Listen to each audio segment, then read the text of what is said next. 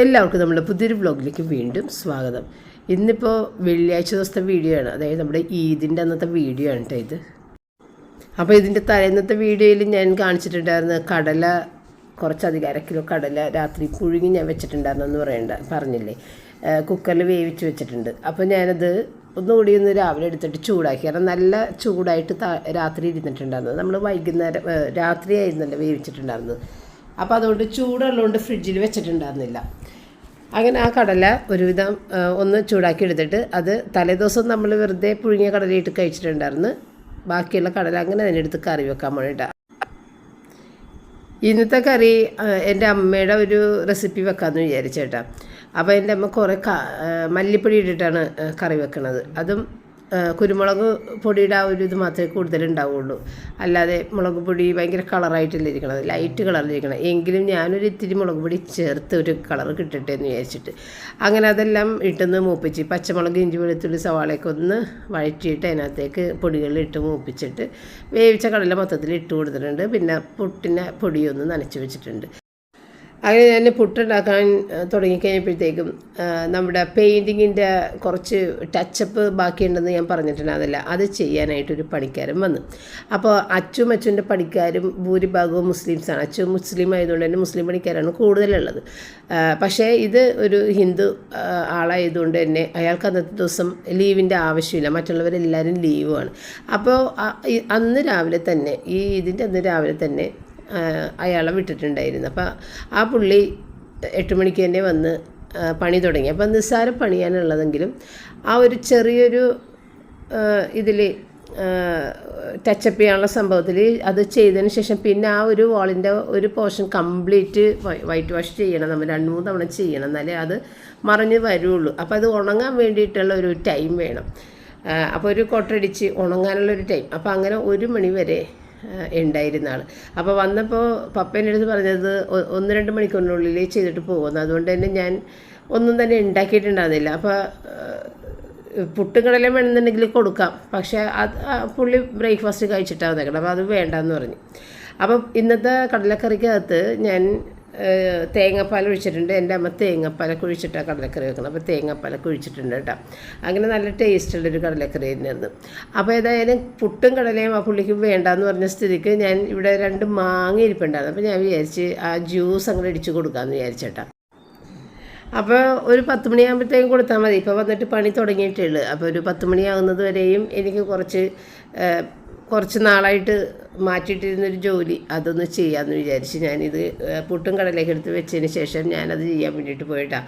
അപ്പോൾ നമ്മുടെ perfume organise ചെയ്തതൊക്കെ ഇപ്പോൾ കഴിഞ്ഞ ദിവസം ഞാൻ കാണിച്ചിട്ടുണ്ട്. അപ്പോൾ ഇതിൻ്റെ മീതിലുള്ള കാര്യങ്ങളൊക്കെ ഓർഗനൈസ് ചെയ്തെങ്കിലും ഇതിൻ്റെ അകത്ത് നമ്മൾ ഫുഡിൻ്റെ ആ ഒരു മേടിക്കുമ്പോൾ കിട്ടുന്ന ആ ബോക്സ് അതാണ് വെച്ചേക്കണതല്ലേ ഇതിൻ്റെ അകത്ത് ഒരു ഇത് എന്താണ് ഡ്രോയർ ഓർഗനൈസറായിട്ട്. അപ്പോൾ അത് കുറച്ച് നാളുകൾ കഴിയുമ്പോഴത്തേക്കും അനാവശ്യമായ കുറേ സാധനങ്ങൾ അതിനകത്തേക്ക് വന്ന് കയറും. പിന്നെ നമ്മൾ ഉപയോഗിക്കാതെ കുറേ നാളായിട്ടിരിക്കുന്ന കുറച്ച് സാധനങ്ങൾ അതെല്ലാം ഒന്ന് മാറ്റി നമുക്കിപ്പോൾ എപ്പോഴും ഉപയോഗിക്കുന്ന എന്തൊക്കെയാണോ അത് മാത്രമായിട്ട് എടുത്ത് വെക്കണം. അപ്പോൾ എന്ത് സാധനങ്ങൾ, ഇപ്പോൾ അലമാരി, തുണി വെക്കണ അലമാരി ആണെന്നുണ്ടെങ്കിലും നമ്മുടെ പാൻട്രി കബേർഡ് ആണെന്നുണ്ടെങ്കിലും ഒക്കെ ആവശ്യമില്ലാതെ ഉപയോഗിക്കുന്ന ആവശ്യമില്ലാതിരിക്കുന്ന കപ്പ് ഗ്ലാസ്സുകളൊക്കെ എടുത്ത് മാറ്റി ആവശ്യക്കാർക്ക് കൊടുക്കുകയോ അല്ലെങ്കിൽ കളയുകയൊക്കെ ചെയ്യുക. അപ്പോൾ ഇത് ഈ പറഞ്ഞ പോലെ കുറേ നെയിൽ പോളിഷ് അതും ഇതൊക്കെ ഞാൻ ഉപയോഗിക്കാത്തതൊക്കെ ഉണ്ട്. അപ്പോൾ അതൊക്കെ ഒന്നങ്ങോട്ട് എടുത്ത് മാറ്റാം. ശരിക്കും എനിക്ക് നെയിൽ പോളിഷ് എപ്പോഴും L18 അല്ലെന്നുണ്ടെങ്കിൽ ഡാസ്ലറാണ് ഏറ്റവും ഇഷ്ടമുള്ള നെയിൽ പോളിഷ്. മിക്കവാറും ആ ഒരു നെയിൽ പോളിഷിൻ്റെ ബ്രാൻഡ് നോക്കി ചെല്ലുമ്പോഴത്തേക്ക് നമുക്ക് ഇഷ്ടപ്പെട്ട കളർ ചിലപ്പോൾ കിട്ടില്ല. അപ്പോൾ വേറെ ബ്രാൻഡൊക്കെ എടുക്കും. വേറെ ബ്രാൻഡ് എന്ന് പറയുമ്പോൾ അധികം വിലയില്ലാത്ത ഒരു 50-60 രൂപയൊക്കെ. ഇപ്പോൾ ഡാസ്ലറിനൊക്കെ ആ ഒരു വിലയുള്ളൂ എങ്കിൽ തന്നെയും അതുപോലെ തന്നെ വിലയുള്ള വേറൊരു ബ്രാൻഡ് എടുക്കുമ്പോഴത്തേക്കും ഇട്ട് കഴിഞ്ഞാൽ എനിക്ക് ഒട്ടും തന്നെ സാറ്റിസ്ഫാക്ഷൻ ഇല്ല, വേറെ ഏത് ബ്രാൻഡാണെന്നുണ്ടെങ്കിൽ. കാരണം അത് പെട്ടെന്ന് പൊളിഞ്ഞു പോവുകയും ആ ഒരു ഭംഗി, അതൊരു ഫിനിഷിംഗ് ഒന്നും തോന്നാറില്ല എനിക്ക്. ഡാസ്ലറിൻ്റെ ഇട്ട് കഴിഞ്ഞിട്ടുണ്ടെങ്കിൽ, എലൈറ്റിന് ഇട്ട് കഴിഞ്ഞിട്ടുണ്ടെങ്കിലും കൈക്കൊരു പ്രത്യേക ഭംഗിയാണ്, കുറേ അധികം ദിവസം പൊളിയാതെ കിടക്കുകയും ചെയ്യും. അപ്പോൾ അങ്ങനെ കളറ് ഡാസ്ലറിൽ കിട്ടാതെ വരുമ്പോൾ ഞാൻ വേറെ ബ്രാൻഡിൻ്റെ എടുത്ത് വെച്ചിരിക്കുന്ന കുറച്ച് വേസ്റ്റായിട്ടിരിക്കുന്ന സാധനങ്ങളുണ്ട്. എന്നെ സംബന്ധിച്ച് എനിക്ക് ഒരു 10-15 ദിവസമെങ്കിലും കയ്യിൽ നിന്ന് പൊളിയാതെ കിടക്കണം. അത് സാധാരണ ബ്രാൻഡിൽ പറ്റാറില്ല കേട്ടോ. എപ്പോഴും ഡാസ്ലർ, എലൈറ്റിൻ മാത്രമാണ് ഒരു 15 ദിവസം ക്ലീനായിട്ട് ഒരു തരി പോലും പൊളിയാതെ കയ്യിൽ കിടക്കും കേട്ടോ. അപ്പോൾ അങ്ങനെ കുറേ സാധനങ്ങൾ എൻ്റെ കയ്യിലുണ്ട്, ഞാൻ ഉപയോഗിക്കണമില്ല. എന്നാൽ അതിൽ നിറയെ നെയിൽ പോളിഷ് ഉണ്ട് താനും. അപ്പോൾ അതൊക്കെ ഒന്ന് ഇങ്ങോട്ട് കളയാൻ വേണ്ടിയിട്ട് എടുത്ത് മാറ്റുന്നുണ്ട്.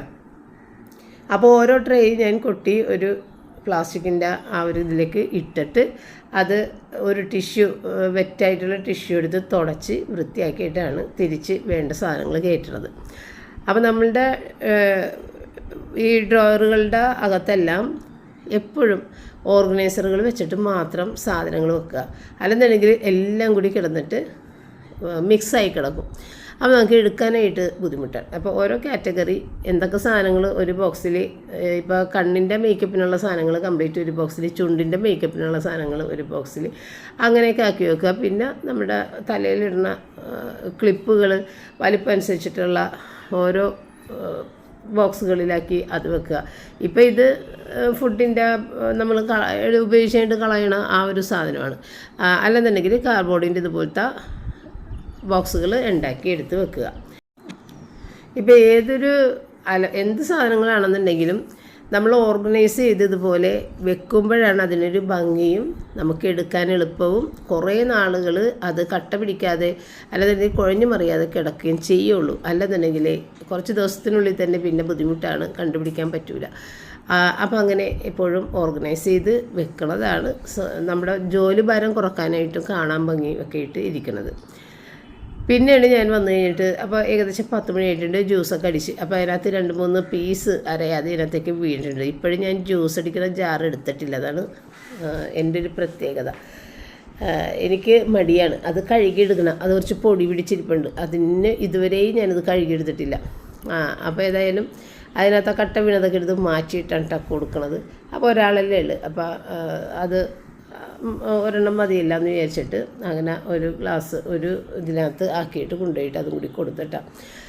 പക്ഷേ വിചാരിച്ച പോലെ 1 മണിക്കൂർ 2 മണിക്കൂർ കൊണ്ട് പണി തീർന്നില്ല. പപ്പയാണ് പറഞ്ഞത് 1 മണിക്കൂർ ഉള്ള പണിയേ ഉള്ളൂ, അധികം പണിയൊന്നുമില്ല.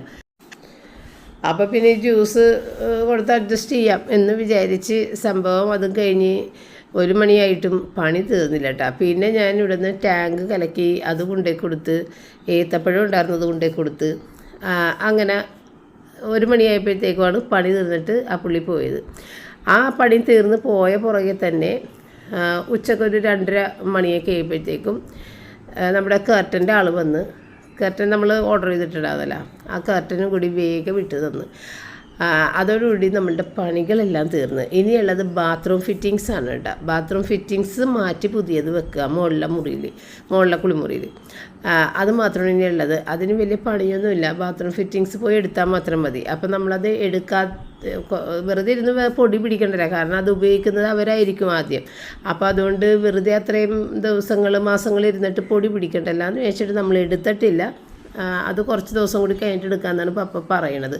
ഇപ്പോഴേ വേണ്ട, നമ്മുടെ പെരുന്നാളൊക്കെ കഴിഞ്ഞ് സാവധാനം ടൈം എടുത്ത് ചെയ്താൽ മതി, അത് അപ്പോൾ ഫ്രഷ് ആയിട്ടിരിക്കുമെന്നൊക്കെ പറയണുണ്ട്. പിന്നെ അവിടുത്തെ ബാത്റൂം ഡോറ് മാറ്റണം. അപ്പോൾ അതെല്ലാം സാവധാനം ചെയ്യാമെന്ന് പറഞ്ഞിട്ട് നിൽക്കണേണ്ട. അതിന് വലിയ ബുദ്ധിമുട്ടുകളൊന്നുമില്ല. അപ്പോൾ അത് ചെയ്യണ നമ്മുടെ പണിക്കാരനാണെന്നുണ്ടെങ്കിലും ആ പുള്ളിക്ക് കുറച്ച് കൂടുതൽ ദിവസങ്ങളുള്ള ഒരു പണി കിട്ടിയിട്ടുണ്ട് ഒരു വീടിൻ്റെ. അപ്പോൾ ആ പുള്ളിക്കും അവിടെ നിന്ന് വരാൻ പറ്റില്ല. അപ്പോൾ അതെല്ലാം കൂടി ചേർത്തപ്പോഴത്തേക്കും സംഭവം കുറച്ച് ദിവസം കഴിഞ്ഞിട്ട് വെച്ചാൽ മതി എന്നുള്ള ഒരു തീരുമാനത്തിൽ. പക്ഷെ അത് വലിയ പൊടിയുള്ള പണികളാണ് ഒന്നുമല്ല. അതുകൊണ്ട് നമ്മളുടെ വീട്ടിലെ പൊടിയെല്ലാം പോയിട്ടുണ്ട്, എല്ലാം ക്ലീൻ ചെയ്തിട്ടിട്ടുണ്ട്. അങ്ങനെ ഏകദേശം ഇപ്പം സമാധാനമായെന്ന് പറയാൻ, വീട്ടിലെ ആ ഒരു തിരക്കുകളൊക്കെ ഒഴിഞ്ഞിട്ടുണ്ട്. ഇനി സമാധാനമായിട്ട് നമ്മളുടെ കല്യാണത്തിന് വേണ്ട കാര്യങ്ങളുടെ ആ ഒരു ഇതൊക്കെ ചെയ്താൽ മതി. നമ്മുടെ പണികളൊക്കെ ഒതുങ്ങിക്കഴിഞ്ഞ് അതൊരാശ്വാസമായി. അപ്പോൾ ഞാനിന്ന് ഏതായാലും ഇത് പ്രമാണിച്ച് ഇപ്പം എന്താണെന്ന് എനിക്കറിയില്ല, എനിക്കിപ്പോൾ ബിരിയാണി ഒന്നും കഴിക്കാനായിട്ട് അങ്ങനെ തോന്നണില്ല. അതുപോലെ തന്നെ എൻ്റെ ഏറ്റവും ഫേവറേറ്റ് ആയിട്ടുള്ള സാമ്പാറും കഴിക്കാൻ തോന്നണില്ല. അതെന്താണെന്ന് എനിക്കൊരു പിടുത്തം കിട്ടിയിട്ടില്ല ഇതുവരെ. ഞാൻ എപ്പോഴും പറയാറില്ല, സാമ്പാർ ഒരിക്കലും മടുക്കില്ല. എത്ര പ്രാവശ്യം വേണമെങ്കിലും എനിക്ക് സാമ്പാർ കൂട്ടിയിട്ട് ചോറ് കഴിക്കാൻ പറ്റും, എനിക്ക് ഒരു മടുപ്പില്ല. അതുപോലെ ബിരിയാണി എത്ര ദിവസം വേണമെന്നുണ്ടെങ്കിലും എനിക്ക് ബിരിയാണി കഴിക്കാൻ പറ്റും. പക്ഷേ ഇപ്പോൾ കുറച്ച് ദിവസമില്ലേ നിങ്ങളും കാണുന്നത് ബിരിയാണി വെക്കാറില്ല. അപ്പോൾ എന്തോ ഇന്നിപ്പോൾ വെക്കുന്നതാണെങ്കിലും എനിക്ക് വലിയ ഇൻട്രസ്റ്റ് ഒന്നും തോന്നിയിട്ടില്ല. പിന്നെ റയൻ വീട്ടിലുണ്ടല്ലോ, അവൻ എന്തെങ്കിലുമൊക്കെ ഉണ്ടാക്കി കൊടുക്കണ്ടേ എന്നുള്ള ഒരു, റയനാണെങ്കിൽ ഇത്തിരി ഇറച്ചിയും ചിക്കനും ഇറച്ചിയും മീനും ഒക്കെ കഴിക്കുന്നതാണ് അവനും ഇഷ്ടം. അപ്പോൾ പിന്നെ ഉണ്ടാക്കാം എന്ന് വിചാരിച്ചുണ്ടാക്കണം. അപ്പോൾ റയൻ പറയുന്നുണ്ട്, എന്തിനാണ് മമ്മി വേറെ പണിയില്ലേ ഉണ്ടാക്കേണ്ടതെന്നൊക്കെ പറയുന്നുണ്ട്. ഞാൻ പറഞ്ഞു സാരമില്ല, നമ്മൾ പണ്ട് മുതൽ ഇങ്ങനെ തന്നെയാണ്. നമ്മൾ ഏതൊരു നമ്മുടെ ഏത് ജാതിയുടെ ഫെസ്റ്റിവൽസ് വന്നു കഴിഞ്ഞാലും നമ്മൾ അവർ അന്ന് കഴിക്കുന്ന ഭക്ഷണങ്ങളൊക്കെ നമ്മളുടെ വീട്ടിലുണ്ടാക്കിയിട്ട് നമ്മൾ കഴിക്കാറുണ്ട്. പണ്ട് മുതലേക്ക് അങ്ങനെയൊക്കെ തന്നെയാണ്. അപ്പോൾ അതുകൊണ്ട് പിന്നെ അതിനൊരു മാറ്റം വരുത്തണ്ടല്ല എന്ന് വിചാരിച്ച് ഞാനങ്ങനെ വെച്ചതാണ്. അല്ലാതെ കഴിക്കാനായിട്ടൊന്നും യാതൊരു ഇൻട്രസ്റ്റും ഇല്ല കേട്ടോ. വേണ്ടാതെയാണ് സത്യത്തിൽ ഇന്ന് കഴിച്ചത്. അത് നന്നായെന്ന് ഞാനും വിചാരിച്ച്, എനിക്ക് എന്ന് തീരും ഇതിൻ്റെ ബിരിയാണിക്കൊത് ഇത്രയും കഴിച്ചിട്ട് എനിക്ക് ബിരിയാണിക്കൊത് മാറണില്ലല്ലോ എന്ന് ഞാൻ വിചാരിക്കാറുണ്ട്. അങ്ങനെ ബിരിയാണിയുടെ കാര്യങ്ങൾ കഴിഞ്ഞ് നമ്മളെപ്പോഴും വെക്കണം ദം ബിരിയാണി തന്നെ, പ്രത്യേകിച്ച് കാര്യങ്ങളൊന്നുമില്ല. അപ്പോൾ സവാള ഒരിത്തിരി കട്ട് ചെയ്ത് വറുത്തെടുത്ത് അതിനകത്തുനിന്ന് കുറച്ച് ഗാർണിഷ് ചെയ്യാൻ അവിടെ സൈഡിൽ മാറ്റിയും വെച്ചിട്ടുണ്ട്. പിന്നെ ഇത്തിരി തക്കാളി, തൈര്, ഗരം മസാല, മഞ്ഞൾപ്പൊടി, ഇത്തിരി മുളക് പൊടിയും കൂടി ഇട്ട് കൊടുത്ത് പിന്നെ ഉപ്പൊക്കെ ചേർത്തിട്ട് ചിക്കൻ മാരിനേറ്റ് ചെയ്ത് കുറച്ച് നേരം വെച്ച് അരി വേവിച്ച് നേരെ അതിനകത്തേക്ക് ഇട്ട്, അത്രയേ ഉള്ളൂ. പിന്നെ ഒരിത്തിരി നെയ്യും കൂടി ഇട്ട് പൈനാപ്പിൾ എസൻസും റോസ് വാട്ടറും കൂടിയൊക്കെ ഇട്ട് അങ്ങോട്ട് ദം ചെയ്യാൻ വെച്ച്. വലിയ പണിയൊന്നുമില്ല, ഏറ്റവും എളുപ്പപ്പണിയാണ്. അപ്പോൾ പപ്പക്കാണെന്നുണ്ടെങ്കിൽ ഇപ്പോൾ കടലക്കറിയൊക്കെ ഉള്ളതുകൊണ്ട് തന്നെ കടലക്കറിയൊക്കെ ഭയങ്കര ഇഷ്ടമാണ് കഴിക്കാനായിട്ട്. അത് കൂട്ടിയിട്ട് കഴിക്കും. പിന്നെ ഇത്തിരി ബാക്കിയുള്ള വേറെ കറികളൊക്കെ ഉള്ളതുകൊണ്ട് അഡ്ജസ്റ്റ് ചെയ്തൊക്കെ പോകാം. ചോറ് ഫ്രിഡ്ജിലുണ്ട്. അപ്പോൾ ഇപ്പോഴായിട്ട് ചോറൊന്നും ഞാൻ പുറത്ത് വെക്കണേ ഇല്ല കേട്ടോ. ചോറ് കേടായി പോണ്. നമ്മൾ രാത്രി വെള്ളം ഒഴിച്ചിട്ടുണ്ടെന്നുണ്ടെങ്കിൽ രാവിലെ നമ്മൾ ചൂടാക്കി വെച്ചതിന് ശേഷം കുറച്ച് നേരം കഴിയുമ്പോൾ തന്നെ ചോറെല്ലാം കേടായി പോകുന്നുണ്ട്. അപ്പോൾ അതുകൊണ്ട് ചില സമയത്ത് പഴയ ചോറൊക്കെ ആണെന്നുണ്ടെങ്കിൽ രാത്രി വരെ ഒരാൾക്ക് കഴിക്കാനുള്ളതൊക്കെ ബാക്കി കിടക്കും. അത് രാത്രി ആകുമ്പോഴത്തേക്കും ഒരു ചെറിയൊരു ഇത് പോലെ തോന്നും. അതുകൊണ്ട് ഇപ്പോൾ ഞാൻ ചോറ് നേരെ ഫ്രിഡ്ജിലേക്ക് എടുത്ത് മാറ്റുന്നുണ്ട്. ആവശ്യത്തിന് മാത്രം എടുത്ത് പുറത്ത് വെക്കും. എന്നിട്ടത് ചൂടാക്കുന്നില്ല, നമ്മൾ കഴിക്കണ പാത്രത്തിൽ തന്നെ വിളമ്പി വെക്കും. അപ്പോഴേക്കും അതിൻ്റെ തണുപ്പ് മാറിയിരിക്കും, അത് കഴിക്കാൻ നല്ല സുഖമാണ്. ഇപ്പം അങ്ങനെ ചെയ്യണത്. അപ്പോൾ നമ്മളുടെ ബിരിയാണിയുടെ അകത്ത് വെക്കാനായിട്ട് മുട്ട ഒന്ന് വെച്ചതാണ്. അപ്പോൾ ഇതിനകത്ത് മുട്ട വെക്കുമ്പോഴത്തേക്കും അതിൻ്റെ ആ ഒരു വലിയ ഭാഗത്തൊന്ന് ചെറുതായിട്ടൊന്ന് പ്രിക്ക് ചെയ്ത് കൊടുത്തിട്ട് വെച്ച് കഴിഞ്ഞാൽ മുട്ടത്തൊണ്ട് ഇങ്ങനെ പൊട്ടി പോകല ഒന്നും വരില്ല. അതുകൊണ്ടാണ് നമ്മൾ ഇതിനകത്ത് ഒരു ഹോളിട്ടിട്ട് വെക്കണത്, ഒന്ന് പ്രിക്ക് ചെയ്തിട്ട് വെക്കണത്. അത് എനിക്ക് ഭയങ്കര ഒരു ഇഷ്ടപ്പെട്ടൊരു സംഭവം കേട്ടോ, എഗ് ബോയിലർ. കാരണം അത് നല്ല സോഫ്റ്റ് ആയിട്ടുള്ള മുട്ട ആക്കാനും ഹാർഡായിട്ടുള്ള മുട്ട ആക്കാനൊക്കെ ഉള്ള ആ ഒരു കണക്കനുസരിച്ചിട്ട് വെള്ളം ഒഴിച്ചാൽ ഞാൻ എപ്പോഴും സോഫ്റ്റായിട്ടേ വെക്കുള്ളൂ. അപ്പോൾ അതൊരു 3 മിനിറ്റ് കഴിയുമ്പോഴത്തേക്ക് അത് ഓഫാകും കേട്ടോ. ഞാൻ ഇതിൽ പപ്പടവും കൂടിയൊക്കെ വറുത്ത് വെച്ചിട്ടുണ്ട്. ഇന്ന് ജീരക വെള്ളമൊന്നും ഇട്ടൊന്നുമില്ല കേട്ടോ. ഞാൻ റൈനും മാത്രമേ ഉള്ളൂ, റൈനും വേണ്ട. അപ്പോൾ പിന്നെ ഞാൻ എനിക്ക് വേണ്ടി മാത്രം ഇട്ടില്ല. അപ്പോൾ അതിനകത്ത് റൈസെല്ലാം കൂടെ മാറ്റി പിന്നെ ആ ചിക്കനും ആ ഗ്രേവിയും കൂടിയൊക്കെ ഒന്ന് മിക്സ് ചെയ്തെടുത്തിട്ട് ഇനി അങ്ങോട്ട് കൊടുക്കുക മാത്രം. അപ്പോൾ ഞാൻ വീഡിയോ ചെയ്യാൻ വേണ്ടിയിട്ടൊക്കെ വേറൊരു പാത്രത്തിൽ ആക്കിയിട്ട് അതിൻ്റെ ഷോർട്ട് വീഡിയോ ഒക്കെ ചെയ്ത് അപ്പോൾ പപ്പക്ക് നേരത്തെ തന്നെ കൊടുത്തിട്ടുണ്ടായിരുന്നു. അപ്പോൾ പപ്പക്കും കൂടിയിട്ട് ഒരു മുട്ട ഞാൻ വേവിച്ചവിടെ വെച്ചിട്ടുണ്ട്. അപ്പോൾ അതും ചോറിൻ്റെ കൂട്ടത്തിൽ കൊടുക്കും കേട്ടോ. പപ്പക്ക് ഇഷ്ടമാണ് അങ്ങനെ കഴിക്കാനായിട്ട്. അപ്പോൾ ബാക്കിയുള്ള കറികളും ഒക്കെ ആയിട്ട് പപ്പയും ചോറ് വെച്ചിട്ടും പോയിട്ടാണ്. ഇനിയിപ്പോൾ ഞാനും റൈനും മാത്രമേ ഉള്ളൂ കഴിക്കാനായിട്ട്. അങ്ങനെ ഞാൻ റൈനൊക്കെ കഴിച്ച് കഴിഞ്ഞ് പിന്നെ കുറച്ച് നേരം റെസ്റ്റൊക്കെ ചെയ്തതിന് ശേഷം ഞാൻ വിചാരിച്ച് പഴംപൊരി ഇത്തിരി ഉണ്ടാക്കുക. കാരണം പഴം നല്ല രീതിയിൽ പഴുത്ത് കിടപ്പുണ്ട്. അപ്പോൾ അത് ഇനിയും ഇട്ട് കഴിഞ്ഞിട്ടുണ്ടെന്നുണ്ടെങ്കിൽ പിറ്റേ ദിവസം നമ്മൾ ഓരോന്നൊക്കെ എടുത്തു കഴിഞ്ഞാലും അത് വീണ്ടും കിടക്കും. അപ്പോൾ ഞാൻ വിചാരിച്ചൊരു 5 പഴം ഇരിക്കുന്നുണ്ട്, അതങ്ങോട്ട് പഴംപൊരി ഉണ്ടാക്കി കഴിഞ്ഞാൽ ഇവർ ഇന്നും കഴിച്ചോളും, പിറ്റേ ദിവസം ബാക്കിയുണ്ടെങ്കിൽ രാവിലെയും കഴിച്ചോളും. അപ്പോൾ അങ്ങനെ പഴംപൊരി ഉണ്ടാക്കാമെന്ന് വിചാരിച്ച് വേഗം അതിൻ്റെ പണി ചെയ്തതാണ് കേട്ടോ. അപ്പോൾ ഇന്ന് കർട്ടൻ്റെ ഫിറ്റ് ചെയ്യാനും ആൾ വന്നിട്ടുണ്ടായിരുന്നേ. അപ്പോൾ ഞാൻ പറഞ്ഞായിരുന്നില്ല കർട്ടനൊക്കെ ഇട്ടിട്ടുണ്ട്, ഞാൻ അവസാനം കാണിക്കാം. അപ്പോൾ കർട്ടൻ്റെ കാര്യം പറയാനാണെന്നുണ്ടെങ്കിൽ നമ്മൾ കഴിഞ്ഞ വർഷം 4 കർട്ടനാണ് ആകെ ചെയ്തത്. ഈ ഹോളിൽ 3 കർട്ടനും റിച്ചാർഡ് കിടക്കുന്ന മുറിയിൽ ഫ്രണ്ടിൽ ഒരു കർട്ടൻ. അന്ന് അവൻ ആ ഒരു ഇത് ബോർഡൊക്കെ വെച്ചിട്ട് മറ്റേ ഒരു ജനൽമേൽ എപ്പോഴും എഴുതി പഠിക്കാനൊക്കെ ആയിട്ട് ബോർഡൊക്കെ കെട്ടിത്തൂക്കി അവിടെ ഇട്ടിട്ടായിരുന്നു പഠിച്ചുകൊണ്ടിരുന്നത് വെച്ചാൽ. അപ്പോൾ അത് അവൻ പറഞ്ഞ് ഇപ്പോൾ ഏതായാലും അവിടെ കർട്ടൻ ഇടണ്ട, അത് ഈ ബോർഡിൻ്റെ ആ ഒരു കമ്പിയൊക്കെ ഇട്ട് കെട്ടിയേക്കണോണ്ട് തന്നെ ആ കർട്ടൻ അവിടെ ഇട്ട് പിന്നെ അത് കമ്പിയൊക്കെ കൊണ്ടത് പൊട്ടിപ്പോകണ്ട, അതുകൊണ്ട് വേണ്ട, ഇത് കഴിയട്ടെ, എന്നിട്ട് സാവധാനം നമുക്ക് കർട്ടൻ ഇടാവിടാം എന്ന് പറഞ്ഞിട്ടുണ്ടായിരുന്നു. അപ്പോൾ ആ ഒരു സ്ഥലത്ത് കർട്ടൻ ഒരെണ്ണമുണ്ടായിരുന്നില്ല റിച്ചാൻ്റെ മുറിയിൽ. അപ്പം അങ്ങനെ 4 കർട്ടനാണ് അന്ന് ചെയ്തിട്ടുണ്ടായിരുന്നത്. 4 കർട്ടൻ ചെയ്തത് 19,500 രൂപ, 19,500 നമ്മൾ 4 കർട്ടൻ ചെയ്യിച്ചിട്ടുണ്ടായിരുന്നത്. അന്ന് സ്ക്വയർ ഫീറ്റിന് 165 രൂപ ആയിരുന്നു പുള്ളി പറഞ്ഞിട്ടുണ്ടായിരുന്നത്. ഇപ്പോൾ വന്ന അതായത് ഈ ഒരു വർഷം കഴിഞ്ഞപ്പോഴത്തേക്കും വന്ന് ചെയ്ത ഇയാൾ മേടിച്ചത് സ്ക്വയർ ഫീറ്റിന് 100 രൂപ വെച്ചിട്ടാണ്. 100 രൂപ എന്ന് പറയാൻ നേരത്ത് നമുക്ക് 12 കർട്ടനാണ് ചെയ്യാനുണ്ടായിരുന്നത്. താഴെ 3 കർട്ടൻ, മുകളിൽ 9 കർട്ടൻ.